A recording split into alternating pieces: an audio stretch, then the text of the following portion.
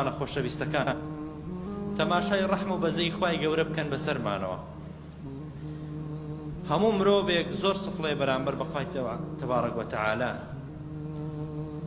هەموو نیعمەتێک کە ئەیبینی بە خۆتەوە یا بە چواردەورتەوە ئەوە ئاسەواری ڕەحمەتی خوای تەبارەک وەتەعالایە بەسەر تۆوە، چونکە خوا هیچ پێویستی بە تۆ نییە، هیچ پێویستی بە بەژن و باڵای تۆ نییە. هەر چەنە چاکەکار بی هیچ سوودێک بەخوا ناگەیەنی، هەر چەنە خراپەکاریش بی هیچ زیانێک بەخوا ناگەیەنی. ئەی خوای گەورە بۆ ڕەحممان لێکە، بۆ ڕزق و ڕۆزیمان دەنێرێ، بۆ دڵخۆشمانەکە، بۆ لەشمان ساغەکە. ئەوە یەکێکە لە ئاسەواری ڕەحم و بەزەی خوای تەبارەک وەتەعالە بەسەرمانەوە.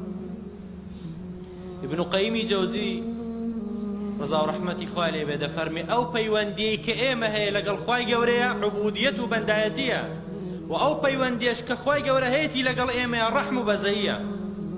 ئێمە کە دروست کراوین واجبە لەسەرمان کە خوای گەورە بە تاک و تەنها پەرستین و شەریکی بۆ بڕیار نەدەین. ئەی خوای گەورە چیەکا لەگەڵ ئێمەیە؟ ڕەحم و بەزەی هەیە بەرامبەرمان، هیچ شتێک لەسەر خوا واجب نییە، چونکە ئێمە هەموو بەندەی ئەوین و عەبدی ئەوین. دەتوانێت لە کون فەیەکونێکە هەمومان لەناوبەرێ چۆن دروستی کردوین. بۆیە ئەوەی کە ئەیبینی بەسەر خۆتەوە بە دەور و پشتەوە